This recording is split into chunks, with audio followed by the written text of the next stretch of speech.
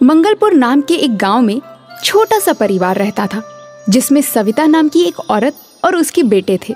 अपने पति के अचानक मृत्यु के बाद घर का सारा भार सविता पर ही आ गया था। 2 बेटों की परवरिश और पढ़ाई लिखाई में ही उसका सारा जीवन निकल गया। लेकिन जब उसके बच्चे बड़े हुए तो सविता को एक बड़ा फैसला लेना था। अरे सविता बहन, तुम यहाँ आओ, अंदर आओ। क्या हुआ, सब ठीक तो है ना? श्रीधर भाऊजी, आप जानते तो है ना, मेरे दोनों बच्चों को बड़ी मुश्किल से पाला है मैंने। अब उनके शहर जाकर कॉलेज पढ़ने का टाइम आ गया है, मगर मेरे पास इतने पैसे नहीं हैं कि मैं दोनों को आगे पढ़ा पाऊं।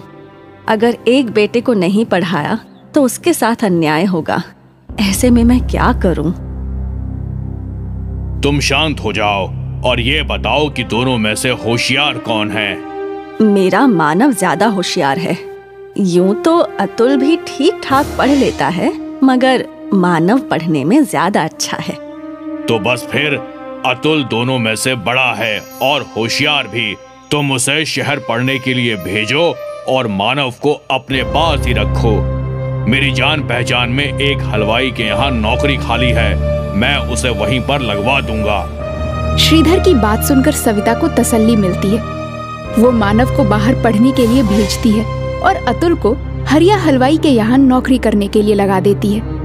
अतुल को ना पढ़ पाने का अफसोस तो बहुत था, मगर अपने घर के हालात भली भांति जानता था, इसलिए उसने आगे पढ़ने की बिल्कुल भी जिद नहीं की।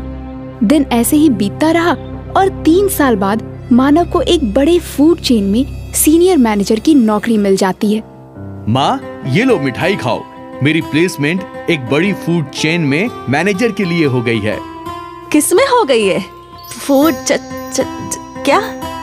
फूड चेन में माँ। जब कोई आदमी अपने होटल्स अलग अलग शहर में खोल लेता है, उसको फूड चेन कहते हैं, है ना भैया? बिल्कुल सही कहा रे तूने। 5 स्टार रेस्टोरेंट में माँ, बहुत अच्छी तनख्वाह मिलेगी।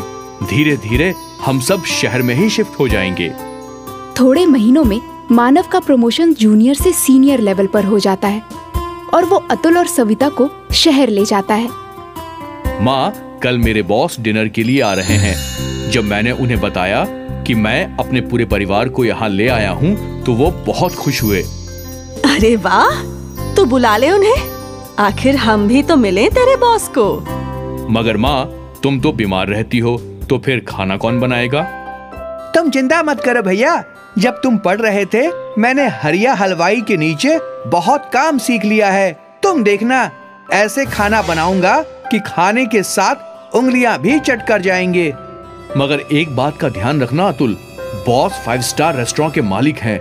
खाना उसी के हिसाब से होना चाहिए। आप ये सब बातों की जरा भी टेंशन ना लो भैया, बस काम पे ध्यान दो। देखना, खाना खाते ही आपकी डबल प्रमोशन पक्की। कहते ही सब खिलखिला उठे। अगले दिन अतुल खूब मन लगाकर बहुत सारे स्वादिष्ट व्यंजन बनाता है।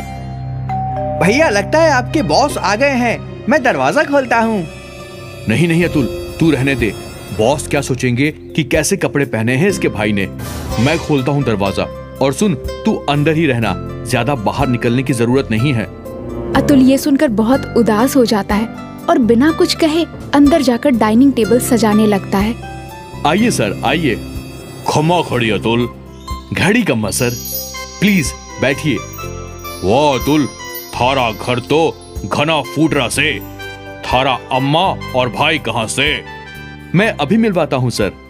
माँ, ओ माँ, बॉस आए हैं। नमस्ते भाई साहब, कैसे हैं आप? यहाँ मानव, उसकी माँ और उसके बॉस एक दूसरे से बातें कर रहे थे और वहाँ अतुल खाने की तैयारी में लगा था। थोड़ी देर बाद वो सब डाइनिंग टेबल पर डिनर करने आए। टेबल को सजा हुआ देखकर अतुल का बॉस बहुत खुश होता है। एक साइड फॉर्क, दूसरी साइड नाइफ और स्पून, टिश्यू, टेबल क्लॉथ, सब कुछ एकदम परफेक्ट था। I hope you like the food sir. It's amazing. किसने बनाया है? जी, मेरे छोटे बेटे ने, अतुल। अरे मानव, अतुल घर पे ही है। अब तक तूने मुझे मिलवाया नहीं उससे। वो सर, वो खाना बनाने में बिजी था ना, इसलिए। अतुल, अतुल बेटा, इधर तो आ जरा। अतुल हिचकिचाता हुआ बाहर आता है। वाह बेटा, खूब चोखा खाना बनाया है थाने तो। कहीं से कुकिंग का कोर्स किया है क्या? नहीं सर, ये तो हमारे गांव में एक छोटे हलवाई के यहाँ नौकर था, इसलिए थोड़ा बहुत बना लेता है। अपने भाई के मुंह से ये सुनकर अतुल फिर से दुखी हो जाता है और खाना खाने के लिए बैठ जाता है।